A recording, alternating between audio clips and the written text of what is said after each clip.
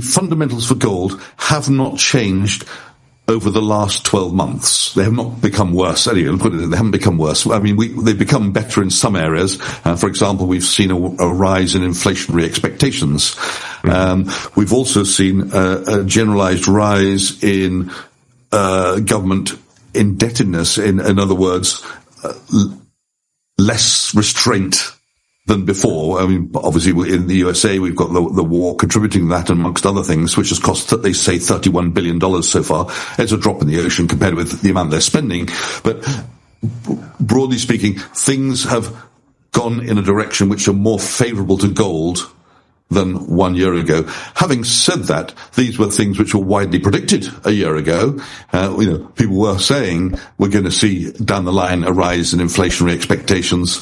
We're going to see the government not adhering to its own budget for spending. They're going to exceed it. So these were kind of predicted, what was predicted has in fact happened. So fundamentally nothing's happened. What I think has changed over the last few years is people have moved away from gold is an inflation hedge to a new thought process. Gold is what will get me to the other side of what's coming, because at some point something's going to go wrong and they're going to have to restart the system. And when they restart the system, the losers are likely to be those who hold government bonds and those who hold cash, at least maybe not the small guys, but the ones who have substantial holdings, especially foreigners, are the ones who are likely to lose out when the system is reset in some way. And whether that's through an higher inflation, through some sort of mandatory exchange control, through some sort of ration type system, we don't know how it's going to come. Or it could be a complete monetary reset where you find the central bank digital currency, which might come, is one where you're now actually forced to use the CBDC for money laundering, for tax evasion, for anti-terrorism reasons. You've got no choice but to use it.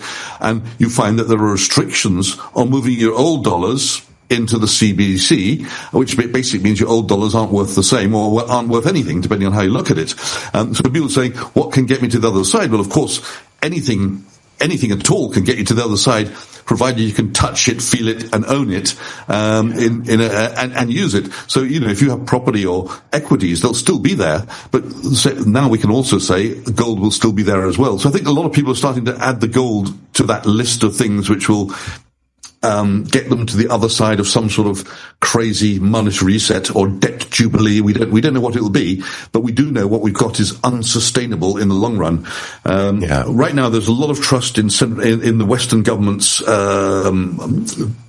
debt, i.e., we don't mind buying it, we don't mind holding it, we like the interest rate, it all seems fine, but we've passed the point of total trust. Okay, it's moved a little bit in the direction of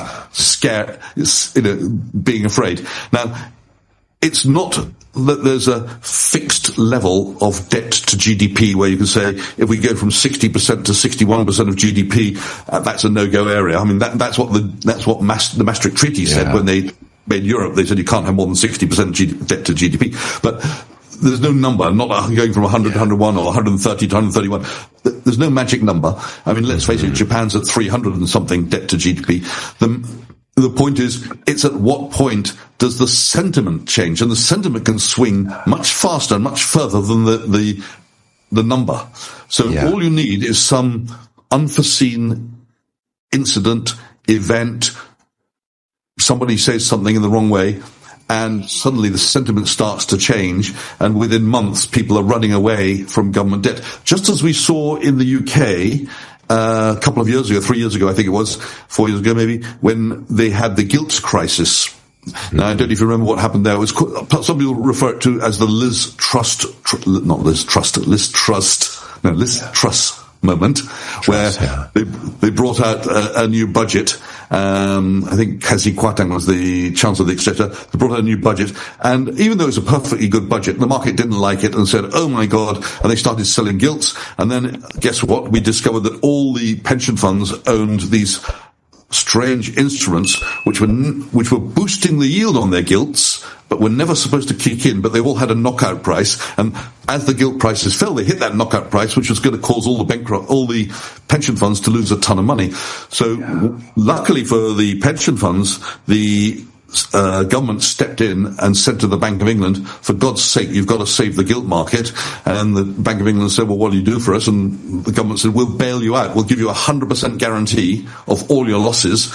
And so the Bank of England stepped in and bought all the gilts that were being forcibly sold and turned the market around. So we're back in safe territory again. But you can see that sort of moment can happen very suddenly and without warning. Nobody can say for certain how a reset would actually unfold. It could be higher inflation, capital controls, or a central bank digital currency that quietly limits how old dollars convert into new ones.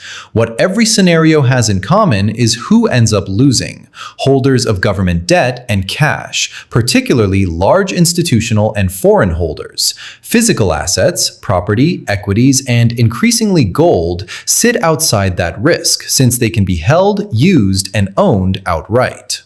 Trust in Western government debt hasn't collapsed, but it's shifted from full confidence to a quieter kind of unease, and that shift in mood tends to move markets faster than any actual change in the underlying fundamentals. Every central bank and every government will have a contingency plan for this type of event. It's not like you're running a country and you don't have contingency plans for everything. So yes, there'll be contingency plans and they'll have their ideas, but the question is, when if they're fast enough to implement it, and if they implement it, will it work? That's what you don't know.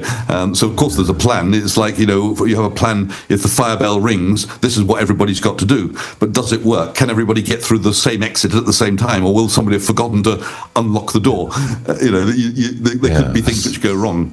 But as you said, the interest burden is becoming very high.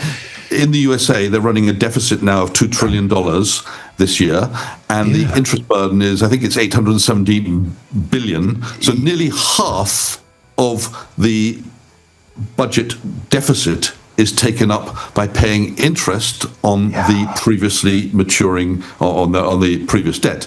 So basically, they're having to borrow from Peter to pay the interest to Paul. And when that debt matures, they have to borrow from Peter again to pay the repayment to Paul.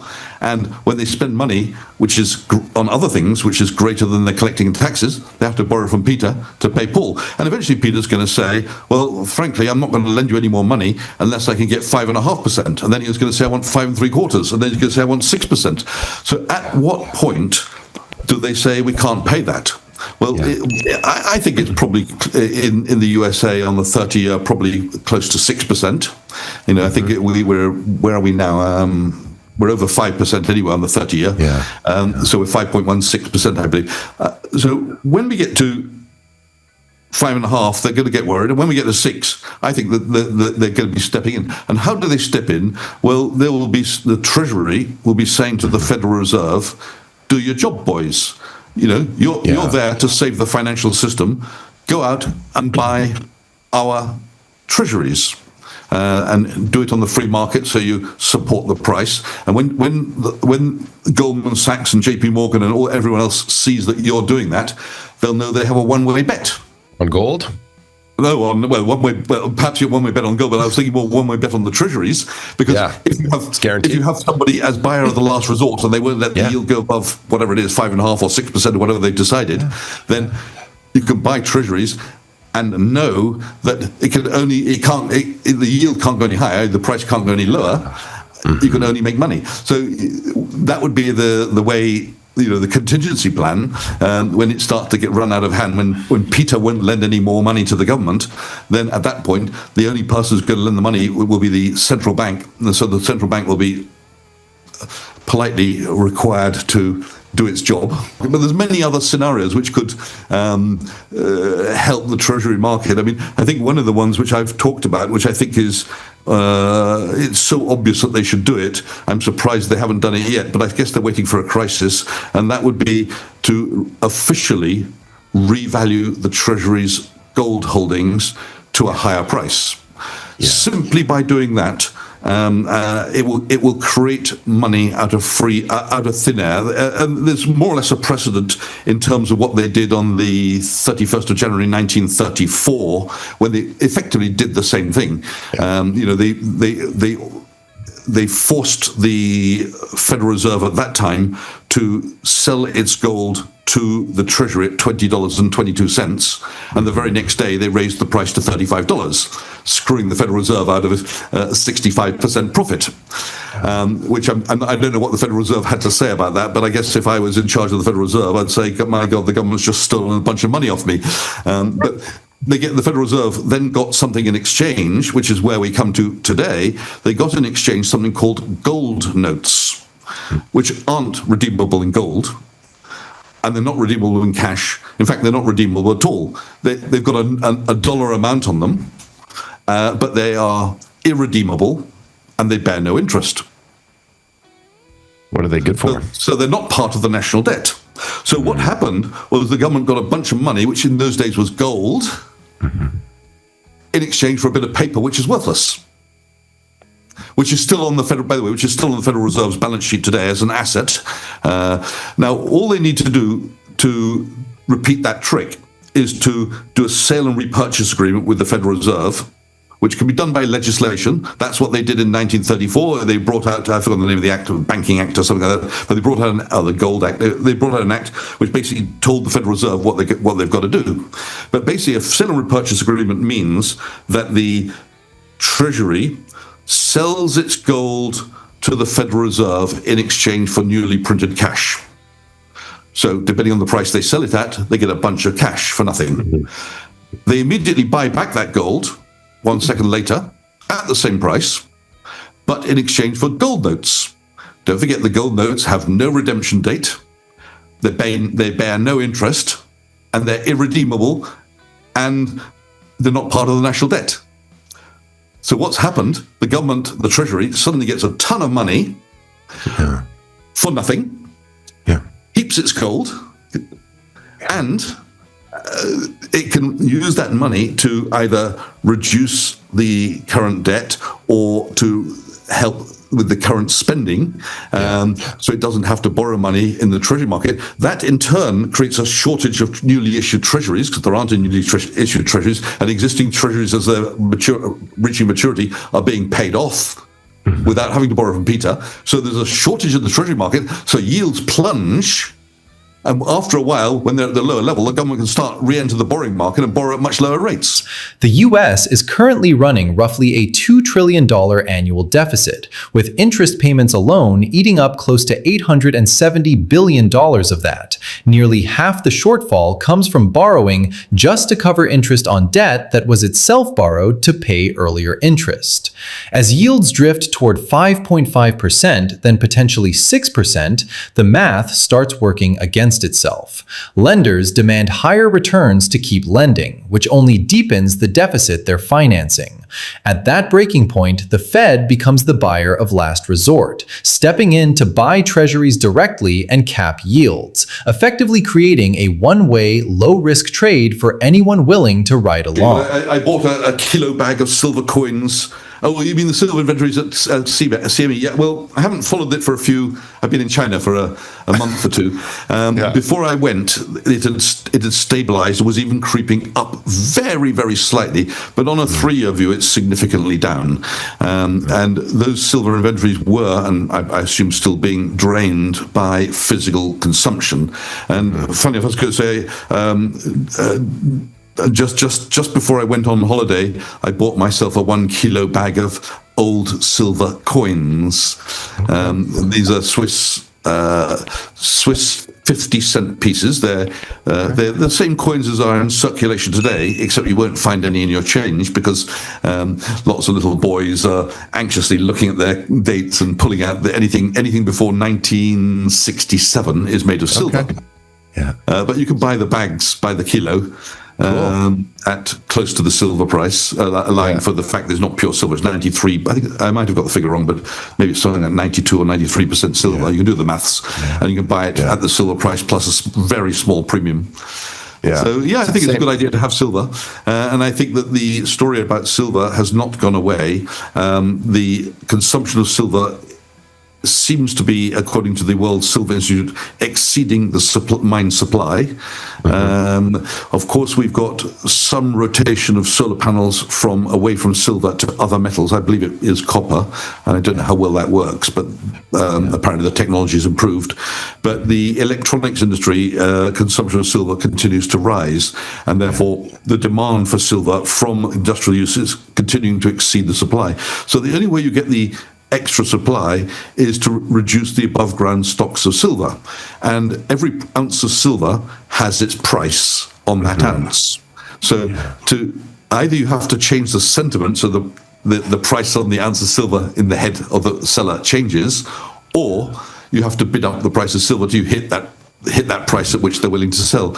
Whilst there's a lot of above ground silver out there, the amount is diminishing, and what's left is more reluctant to sell, at least more reluctant to sell at current prices. So in my opinion, the bull case is still intact, but of course you've got to go through, be aware you can go through long periods when the price won't be at the all-time record. No bull market is all-time record after all-time record. It can hit multiple all-time records, but then they always have a pullback. You just don't know which record it pulls back from. Yeah. Did you get swept up in the precious metals bull market of the 70s? Talk to us about that. I mean, you lived through the inflation of the 70s. You saw, silver's previous run up. How did this one feel? Not silver, but I can tell you I was interested in silver as a young lad in the UK before I left in about 1980, because I recollect on numerous occasions going down to a market in the East End of London to look for silver, UK silver coinage available for sale, things like these silver threepenny bits. And I don't know why I was doing it, but I had it in my head that this was a good buy at the time. My mother had always been a collector of the old, before I even was born, a collector of the old silver threepenny bits. So the little, very tiny silver coins. Yeah. So I got stacks of those, hundreds of those, and I don't know what they're worth, but they're probably worth about 100 times what they were, the threepence that they were worth. Okay. And I then started pulling from her purse. When she came back from the shops, I'd say, "Can I have a look through your purse and change some of my florins?" That's 2 shillings. If you got a florin before 1947, I think it was, it's got silver in it. So I'd swap out my florin or my. I was doing it, and of course, in terms of gold, I'd got my first gold coin. I think it was in about, and I'm approximating here, about 19. Well, I would have seen my first gold coin in about 1962-ish. 65, wow. 64, and I got the first one in about 1970, I guess, when I was about 14 years old. Wow. And that was for a gift from my grandfather. It was a gold sovereign, and he told me, it was the same coin I had seen at the much younger age. He'd impressed on me that it was actually worth more than £1 in a little trick. He played a trick with me with his friends. He in year one he put a bar of chocolate and a £1 note on the table and said, "Which will you take?" I would have been about 5 years old, and of course I took the bar of chocolate. And then he explained, all his friends laughed their heads off because the bar of chocolate said 6pence, and you could have bought 20 of them. How many could you have bought with the money? 40. I could have bought 40 bars, because 6pence, there's 240 pennies in a pound at the time. They later changed to 100 pennies in the pound, but at the time it was 240 pennies. So a 6-penny bar of chocolate, I could have bought 240 bars of chocolate for that £1 note. But the year after, he tried to play the same trick in front of his friends to amuse his friends, and he put on the table the same things: the bar of chocolate, the £1 note, and the £1 gold sovereign. Which will I take? Well, I'd wised up by the age of 6, so I took the £1 note, and he expected all his friends to laugh because I'd taken the wrong one, but his friends didn't know what a sovereign was. Nobody'd ever seen. So he then tried to explain something which I'm now thinking back, it must have been Gresham's law about the bad money drives out the good. In other words, you people hoard the good money, the gold, and spend the worthless money. That was probably what he tried to. I didn't understand any of it. But when I got to 14, he gave me this gold sovereign and said, Clive, keep it forever, never sell it, and don't tell anyone. So when I got to 18, I was working in the City of London, and I took it along to Sharps Pixley, which was a firm pretty close to where I worked, and asked them about it. And they said, well, if you want to buy another one, we'll sell you one. I think they said something like £20, or we'll buy it off you for some really low price, maybe £10. I can't remember the figure now. And I didn't like the fact there was this massive difference between buy and sell prices at the time. But probably within a year, I'd bought myself my first Krugerrand at Sharps Pixley. And then I bought another one, and then another one, and I never stopped. So was I swept up in it? Yes. But I wasn't buying it because I expected the price to rise. I just saw it at the time. I just saw it as we had very high inflation in the UK. Inflation at one point touched 30%, very briefly, but it was certainly in double digits, above 10% for most of the time. And it just seemed like owning some gold was an interesting inflation hedge. And did you ever sell any of it when gold had its run to 800 back in 1980? No, not 1 ounce, and never have. I mean, this is not the sort of thing, you can buy gold to trade, but if you're buying physical gold or silver, it's to keep forever. And the way I think about it now, at my age, is to pass on to my heirs as something which will protect them in a certain type of crisis. You don't know what crisis will come, but you can imagine a scenario where people don't want your paper money anymore, and you can't use your electronic money. For longtime gold holders, the appeal was never about trading for profit. It was about permanence.